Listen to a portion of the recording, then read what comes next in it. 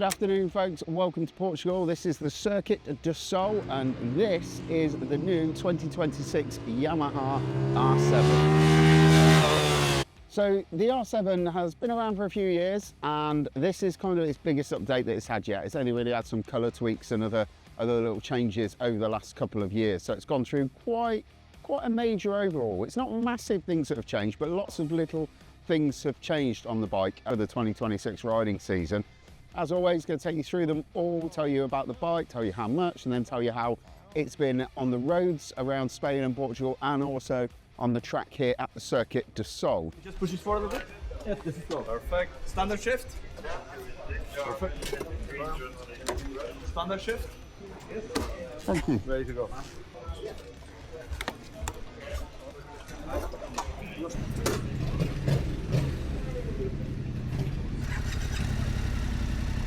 So this is £9,504, and that is for the blue bike. That's base price basically. If you want the anniversary model, the red and white bike that I'm sat on at the minute, there's another 200 quid on top of that. In terms of the changes, I'll go through them now. So there's quite a few. So swing arm is revised. You've got new suspension settings, both front and also at the rear. The frame has been altered as well. So there is a different torsional rigidity in the frame to sharpen up the handling a little bit. Visually it looks exactly the same, but it's all kind of hidden away under this plastic plate under behind my knee there, and it just makes the bike feel, it's supposed to make the bike feel just a little bit more taut and scalpel-like when you are riding it on track. So we've still got the same suspension system in terms of the adjustability and the size of the 41mm forks, and the same at the rear end, but it's just had revised settings put in there to match the new revised chassis, that the new revised frame that the bike has got. So we've got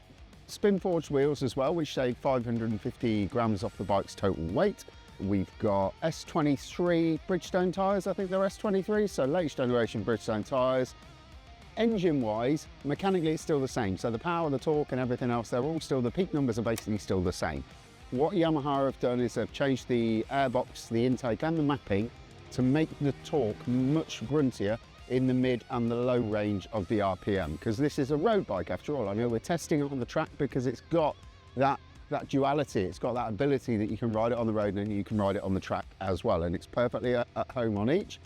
But I think Yamaha do understand that primarily people will be riding their R7s on the road. We've got IMU traction control and ABS system, we've got a slightly smoother throttle, we've got an 800mm seat height, 804mm seat height, and the ergonomics have changed. So the bars are wider further back, so the riding position has changed. I don't think there's any changes to the foot pegs or anything on the lower half of the bike. So this has been a double header of a launch. Some bikes are going out, they're doing some bike-to-bike filming where they've got a GoPro on the back of one and you follow them round. So they will be coming past again in a minute. A double header of a launch. So we spent the morning on the road. We probably did about 70 or 80 miles on the road. And then we have had 3 20-minute sessions here at the Circuit du Sol. It's a tricky circuit. So the first session, we've got absolutely no idea where this place goes at all. Or it feels like every corner's blind. You can always go 20 or 30% faster than you actually did through the corner.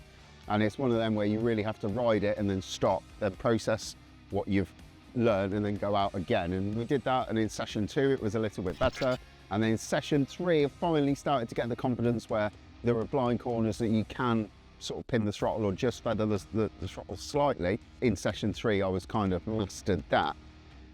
It can go two ways testing a new bike on a new track, but thankfully the R7 made that process so much easier because the corners weren't flying at us really quickly. It's a forgiving bike to ride on a circuit that you don't know anyway, and the engine is a big part of that, because this CP2 power plant, I've always said it and I'll say it again, it's going to go down in history as one of the greatest parallel twin cylinder engines on God's green earth. And it's the forgiving nature of the engine, in that if you do, if you forget to or miss a downshift or something coming into a tighter corner, you can just ride that chunky mid-range torque out of the bend and it will just pull cleanly. And that new revised mapping and the new intake and the boosting of the torque at the low, you really could feel that out here on the track at Circuit du Sol. If anything, this makes me a bit sad riding this here, because Yamaha, up until now, they had the Yamaha track experience where you could go to Donington and you could pick an R7 or an R9 or an XSR 900 GP and you could razz it around Donington to your heart's content. That is sadly no more, which is a shame, because one of these around Donington Park, when I know where it goes, would be absolutely hilarious fun.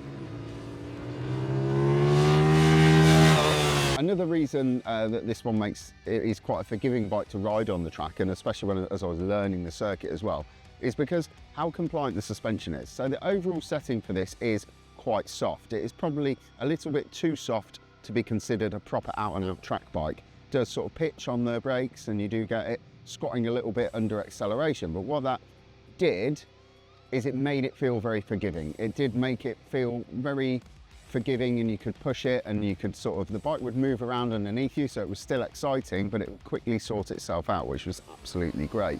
My biggest issue with this event really as a whole, this track riding element part of it, is, you know, it's nothing to do with the bike. The bike was more than capable on every single session, every single corner of the circuit. It was down to me learning the track and knowing where I could push and where I couldn't.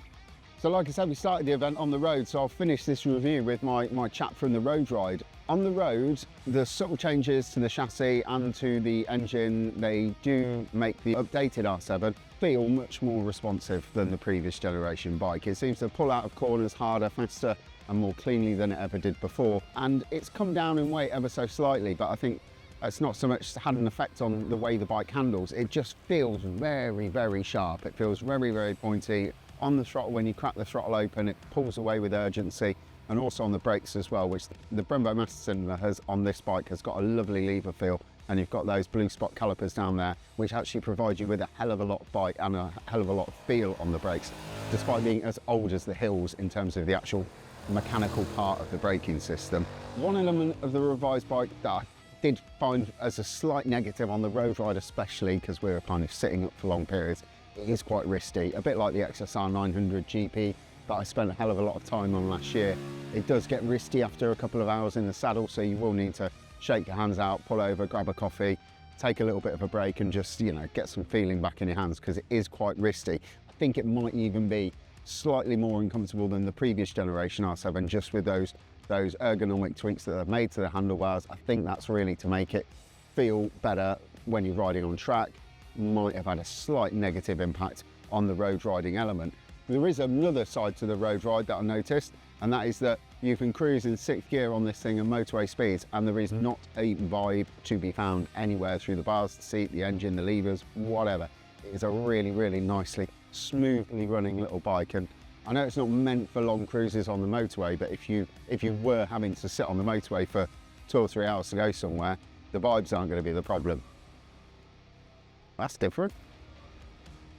I want to go on one of them. Why can't we ever go on those?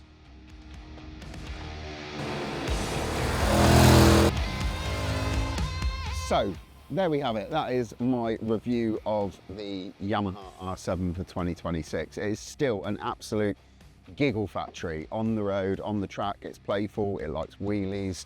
You know, you've got all of the electronics that you can play with there. They're all kind of trickled down from the R1 and the R6, so it's kind of, you've got everything that those bigger bikes have got in terms of the electronic toys, and you can obviously turn it all off if you want to. It's just a brilliant little bike, and I mean, it really is still, if you're looking at A2 entry-level sports bikes really, in that sort of sub 800cc class, this is still the benchmark for me. There are some other bikes that are coming along that are clipping on its heels, from QJ Motor and from CF Moto and, you know, some other people, but this one for me is still the one that doesn't just deliver the fun factor when you're riding it on the road, when you're riding it on track. It's still super accessible. It's a very easy to bike to ride, and I think especially in this updated colour scheme for 2026, I think it looks absolutely banging.